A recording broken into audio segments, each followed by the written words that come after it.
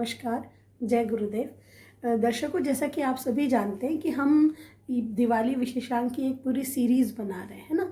इस सीरीज़ में हमने गोवत्स द्वादशी से शुरू किया। पहले बारस के बारे में, फिर त्रयोदशी धनतेरस के बारे में, फिर रूप चतुर्दशी या यम चतुर्दशी कहते हैं या नरका चौदस कहते हैं, उसके बारे में बताया। और अब इसके बाद में आज हम दिवाली के इस विशेष दिन तक पहुँचे।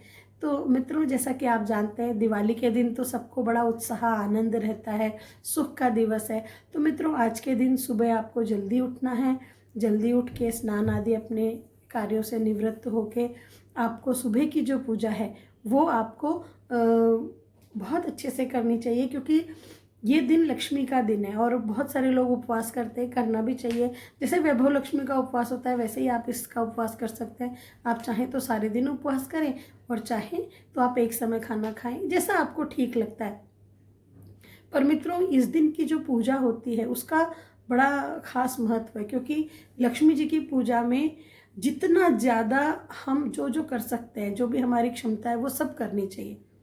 हर तरह का प्रयास जो भी है हमारे पास, वो सब लक्ष्मी जी को अर्पण करना चाहिए, क्योंकि उसके बाद आपको क्या मिलेगा ये आपको अनुमान ही नहीं है। इसके लिए कि ना, बड़ी छोटी सी एक कथा है, मैं आपको 2 मिनट में ही बता देती हूँ। कि एक बार क्या था, एक साहूकार था।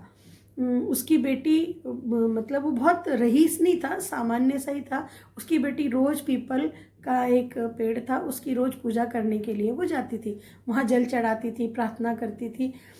वहीं पे लक्ष्मी जी का वास था, उस पीपल के पेड़ पे। आप लोग जानते हैं कि पीपल पे विष्णु और लक्ष्मी का वास होता है। तो एक दिन क्या हुआ कि जब ये लड़की वहाँ जल चढ़ा रही थी, तो वहाँ पे लक्ष्मी जी आई और उन्होंने कहा कि क्या तुम मुझसे दोस्ती करोगी, मेरी सखी बनोगी? तो साहूकार की बेटी बोली कि नहीं, मैं अपने पिताजी से पूछ के आती हूँ, मैं फिर ही आपको बताऊंगी। वो जाती है, अपने पिता को पूछती है। वो पिता उसके बोलते हैं हाँ ठीक है, कर लो उनसे मित्रता, कोई परेशानी नहीं है। वो मित्रता कर लेती है, दोनों सखियाँ खूब बातें करती है, उनमें बहुत अच्छी दोस्ती हो जाती है। और फिर एक दिन क्या होता है, लक्ष्मी जी उसको बोलती हैं कि तुम मेरे घर चलोगी क्या? तो वो बोलती मैं अपने पिताजी से पूछती हूँ। वो अपने पिताजी से पूछती हूँ, बोलते हैं ठीक है जाओ।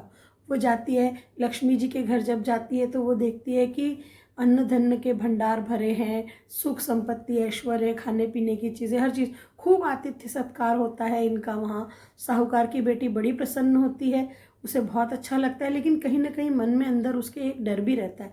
उसे लगता है कि ये मेरी सखी है, इसने मेरा इतना स्वागत किया, इतना प्रेम मुझ पर लुटाया, लेकिन अगर ये मेरे घर आई कभी तो फिर मैं क्या करूँगी, मैं तो इतना नहीं स्वागत कर पाऊँगी।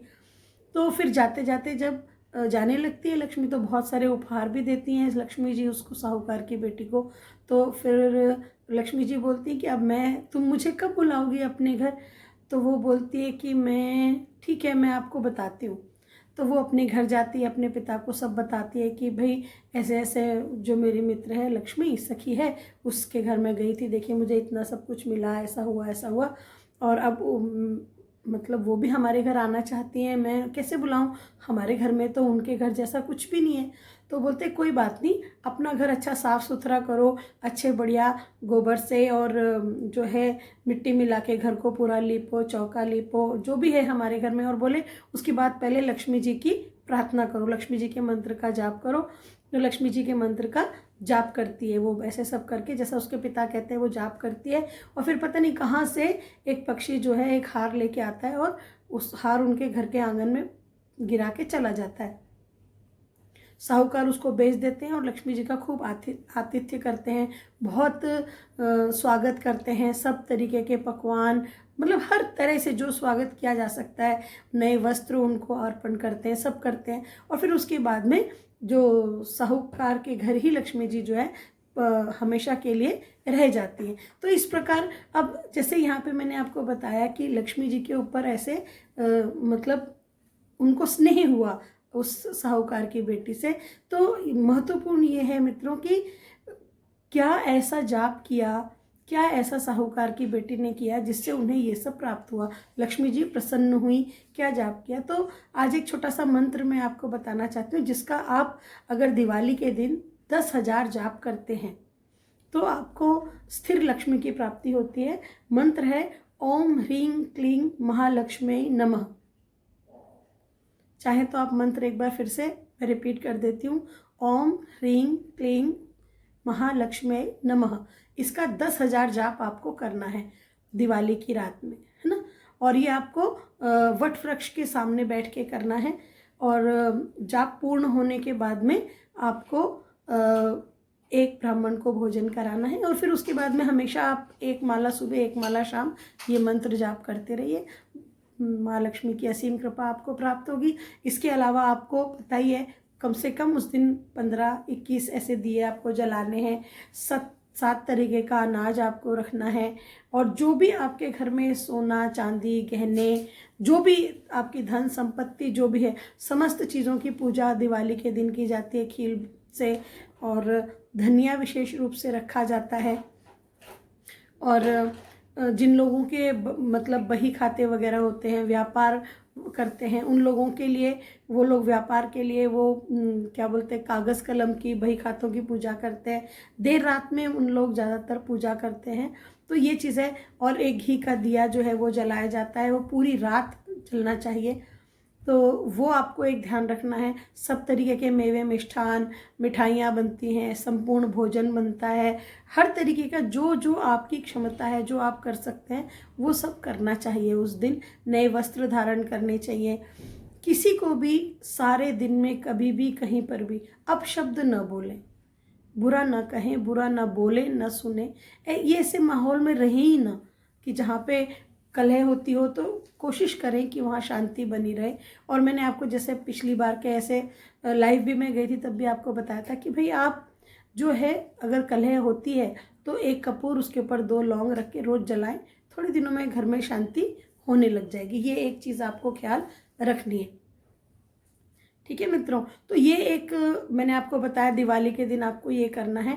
और एक चीज़ है कि आपको क्या करना है, आप जैसे मान लो कोई आपको ऐसा लगता है कि आप बार बार बीमार होते हो, या बार बार चोट लगती है, दुर्घटनाएं आपके साथ हो रही हैं, या कोई ऑपरेशंस बार बार होते हैं, या आप बीमार होते हो, कुछ भी अगर ऐसा होता है, तो एक श्वेतार्क मूल का टुकड़ा जो है वो आपको अपने जो लेफ्ट हैंड है उसमें आपको बांधना है।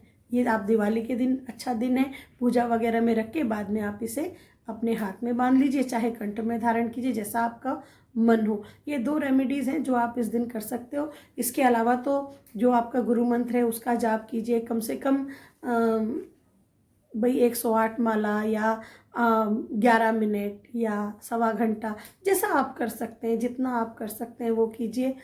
सबका स्वागत कीजिए।